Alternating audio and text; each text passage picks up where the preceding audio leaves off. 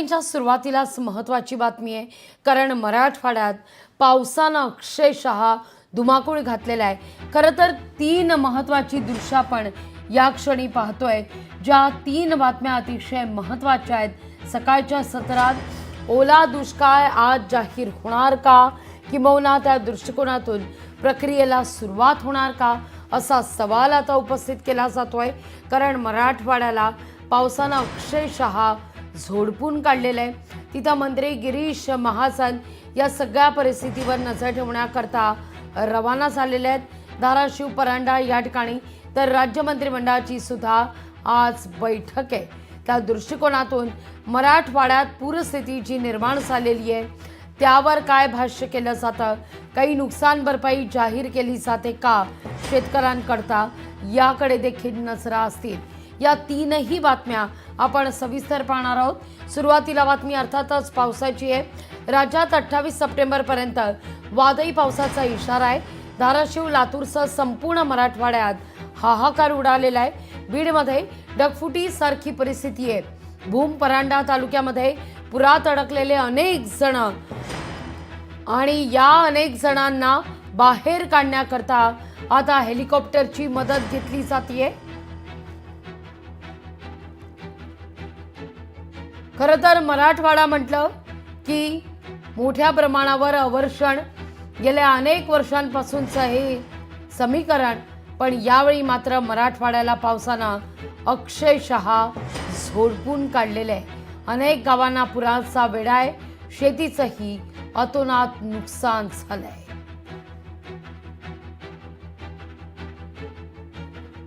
तर तिथं सोलापूरची देखील महत्त्वाची बातमी आहे। सोलापूरमध्ये कालपासूनच मुसळधार पाऊस, शेतकऱ्यांच्या पिकाचं अतोनात नुकसान झालेलं आहे। अक्कलकोट, बार्शी, मोहोळ या तालुक्यामध्ये मुसळधार पाऊस आहे। नदीकाठच्या गावांना सतर्क राहण्याचा इशारा सुद्धा देण्यात येतोय।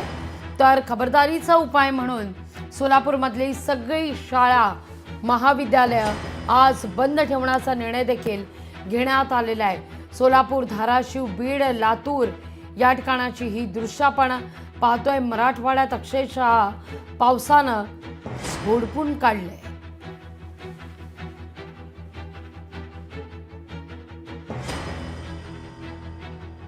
अनेक गावांचा संपर्क तुटलेला आहे। 2 गावांना जोडणारे अनेक पूल पाण्याखाली गेलेले आहेत। तर सोलापूरमध्ये मुसळधार पाऊस, जिल्ह्यातील सगळ्या शाळा, महाविद्यालयांना सुट्टी जाहीर करण्यात आलेली आहे। अतिवृष्टीमुळे जिल्हा प्रशासनाकडून खबरदारीचा उपाय बाळगला जातोय।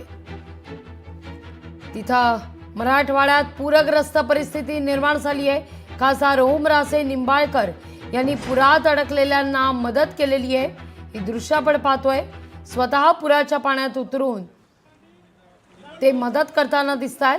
पुरात अडकलेल्यांना सुटका केली जाते। पुरात अडकलेल्यांची ओमराजे निंबाळकर यांच्याकडून NDRFच्या टीम घटनास्थळी दाखल झाल्या आणि या ठिकाणी वयोवृद्ध नागरिकांचा देखील जीव वाचवण्यात यश येते।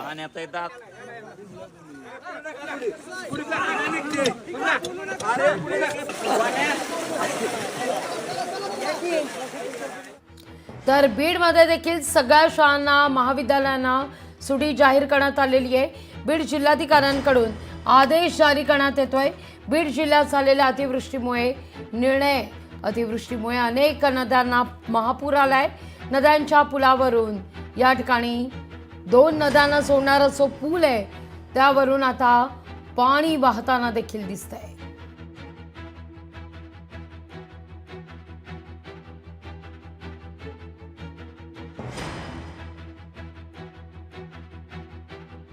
जिल्ह्यातील सर्व शाळा आणि महाविद्यालयांना सुट्टी ही जाहीर करण्यात आल्याचं दिसतंय। तर पुढची बातमी धाराशिव मधली आहे। धाराशिव जिल्ह्यात रात्रभर मुसळधार पाऊस आहे। धाराशिवच्या सगळ्या शाळांना सुट्टी जाहीर करण्यात आलेली आहे। 2 दिवसाच्या या पावसामुळे सगळ्या शाळा या बंद असतील। भूम परांडासह कळंब या परिसरातही रात्री जोरदार पाऊस झालेला आहे।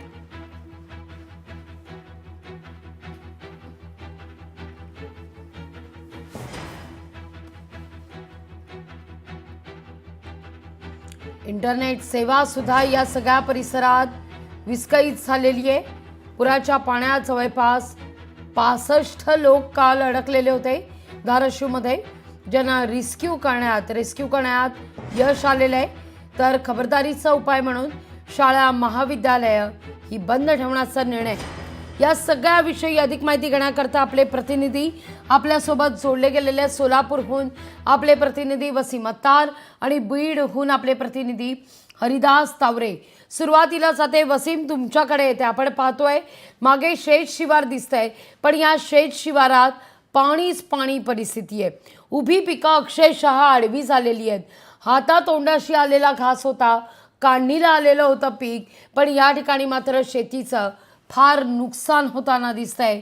काय सध्या परिस्थिती आहे सोलापूरमध्ये?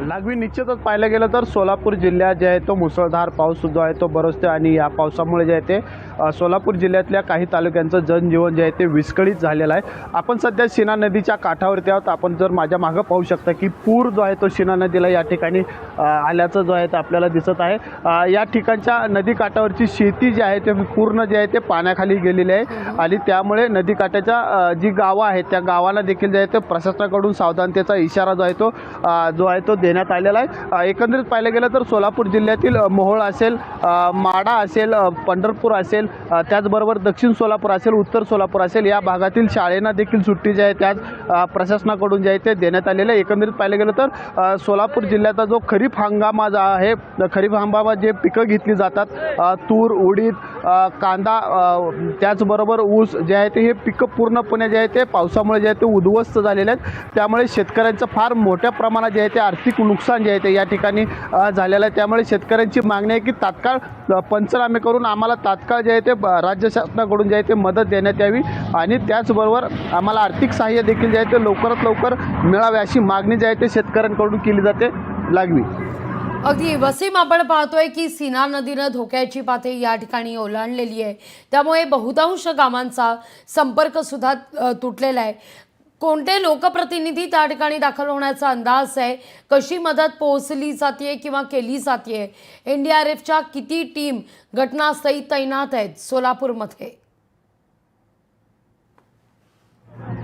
लागवी निश्चितच पाहायला गेलं तर शिना नदीच्या काठावरती जी गावं आहेत त्या गावाचे जे गाव आहेत त्यांना सावधानतेचा इशारा दिलेला आहे। त्याचबरोबर बचाव कार्याची टीम देखील जे आहे ते या ठिकाणी प्रशासनाकडून जे आहे ते नेमण्यात आलेले आहेत। त्याचबरोबर अनेक जे सामाजिक संघटना आहेत ते देखील मदतीचं कार्य जे आहे ते या ठिकाणी जे आहे ते नेमलेले आहेत। त्याचबरोबर या भागातील जे आहे ते आमदार असतील, मोहोळ भागातील आमदार राजू खरे असतील, तसेच दक्षिण सोलापूरचे आमदार सुभाष देशमुख असतील, या आमदारांनी जे आहे ते वेगवेगळ्या ठिकाणी जाऊन ते पाहणी करत आहेत।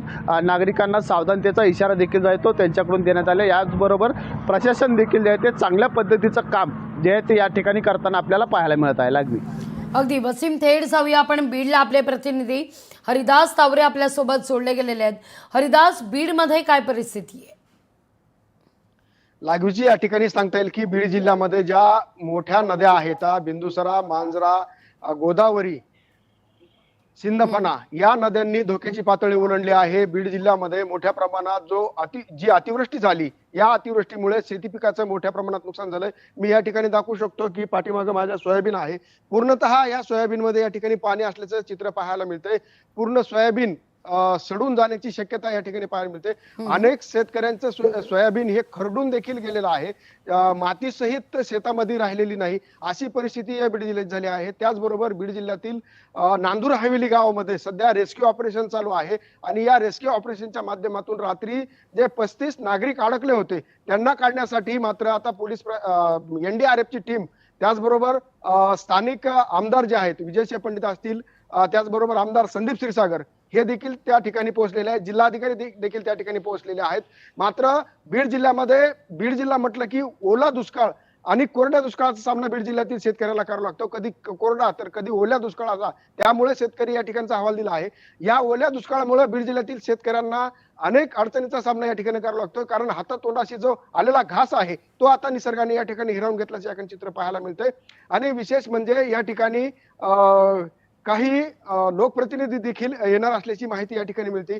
भाजप आमदार सुरेश धस हे देखील पाटोदा या ठिकाणी दौरा करणार आहेत. त्याचबरोबर दानवे जे आहेत हे देखील आता बीडच्या दौऱ्यावर येणार असल्याची माहिती मिळत आहे. आणि विशेष करून बीड जिल्ह्यातील ज्या ज्या ठिकाणी जमीन खरडून गेल्या आहेत अशा शेतकऱ्यांना तात्काळ प्रशासनाकडून मदत करावी. काही लोकांची जनावरे दगावली आहेत अशांना देखील मदत करावी. आणि जे 2-3 लोक मयत झाले होते त्यांना प्रशासनाकडून मदत पोहोचवण्यात आलेली आहे. मात्र प्रशासनाच्या वतीनं सतर्कतेचा इशारा देण्यात आला आहे. नदीकाठची गावं असतील, त्याचबरोबर जे प्रवासी आहेत, जास्त पुलावरून पाणी वाहत असेल तर नागरिकांनी प्रवास करू नये असं देखील प्रशासनाकडून सांगण्यात आलंय. त्याचबरोबर जिल्ह्यामधील जेवढ्या शाळा आहेत, जे महाविद्यालय आहेत हे पूर्णतः बंद ठेवण्याचा आदेश जिल्हाधिकारी यांनी दिले. आज शाळांना सुट्टी देखील जाहीर करण्यात आली. लाईव्ह अगदी आपण पाहतोय या ठिकाणी शेत शिवारात पाणीच पाणी परिस्थिती आहे. अनेक ठिकाणी पाणी भरण्यास सुरुवात झालेली आहे. घराघरात पाणी शिरल्यामुळे नुकसान सुद्धा होत आहे. हरिदास, आपण जर पाहिलं तर या ठिकाणी मात्र बीडचं लोकप्रतिनिधित्व करणारे अनेक लोकप्रतिनिधी आहेत. पंकजा मुंडे स्वतः बीडच्या आहेत, धनंजय मुंडे आहेत. घटनास्थळी दाखल होऊन या सगळ्याचा आढावा घेतला जातोय का? नुकतंच पंकजा मुंडे यांच्याकडून आता या सगळ्या परिस्थितीवर आपण नजर ठेवून असल्याचं देखील म्हटलेलं आहे. त्यामुळे त्या देखील या सगळ्या परिस्थितीचा आढावा घेत आहेत. जिथं आवश्यक आहे तिथं मदत पोहोचवली जाते. त्या दृष्टिकोनातून कशी मदत बीडकरांना मिळताना दिसतेय?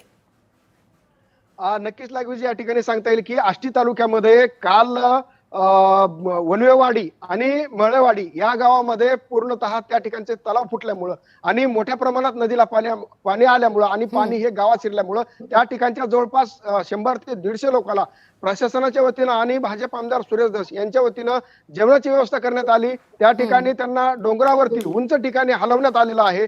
आणि विशेष म्हणजे जे लोकप्रतिनिधी आहेत हे मात्र आपापल्या मतदारसंघामध्ये या ठिकाणी मदत जी असेल ती पोहोचवण्याचं काम करताना पाहायला मिळत आहेत.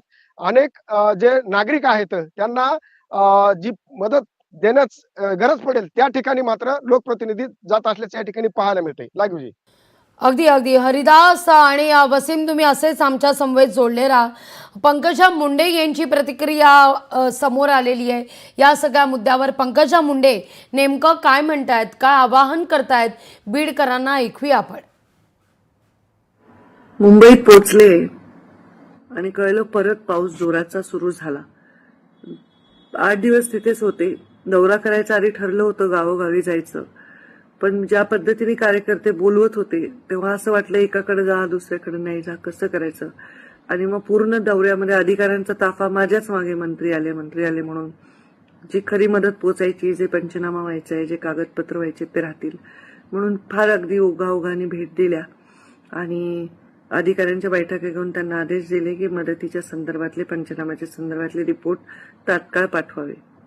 पण मदत, पैसा, अडका हे महत्वाचं नाही. आता तुम्हाला महत्वाचं आहे ते तुमचं मनोबल. आपलं घर आपल्या डोळ्यासमोर वाहून जाताना बघून तुम्हाला काय यातना होत असतील हे मी कल्पनाच नाही करू शकत. कॅबिनेटमध्ये मुख्यमंत्र्यांशी बोलण्यासाठी आणि या विषयावर गांभीर्याने उपाययोजना करण्यासाठी आपलंच म्हणणं, आपलीच प्रतिनिधी म्हणून बोलण्यासाठी मी इथे आलेली आहे. कॅबिनेट झाली, मुख्यमंत्र्यांची बैठक झाली की परवा परत मी येते जिल्ह्यात. जितकं शक्य आहे तिथे भेट द्यायला आणि लोकांच्या सांत्वनासाठी, लोकांच्या भेटीसाठी, त्यांचं मनोबल वाढवण्यासाठी. तर तुम्ही घाबरून जाऊ नका, मनोबल हरू नका, स्वतःच्या जीवाची काळजी घ्या. उगीच वाहत्या पाण्यामध्ये गाडी घालू नका, उगीच पोहायचा प्रयत्न करू नका. जिथे आहेत तिथे जीव मुठीत धरून थांबा. मी कलेक्टरशी बोलले, जेवढी यंत्रणा शक्य आहे तेवढी पाठवून तिथले लोकांना बाहेर काढण्याचा प्रयत्न आपण करत आहोत. मी लगेच कॅबिनेट आणि मुख्यमंत्र्यांची बैठक करून बुधवारी परत येते. स्वतःची प्लीज काळजी घ्या, प्लीज काळजी घ्या. आज नवरात्रीचा दिवस आहे. माहूरगडला गेले, दर्शन घेतलं, देवीच्या चरणी प्रार्थना करते तुम्हाला कोणतीही हानी होऊ नये. ही जी आलेली हानी भरून काढता येईल पण स्वतःच्या जीवाची हानी होऊ नये.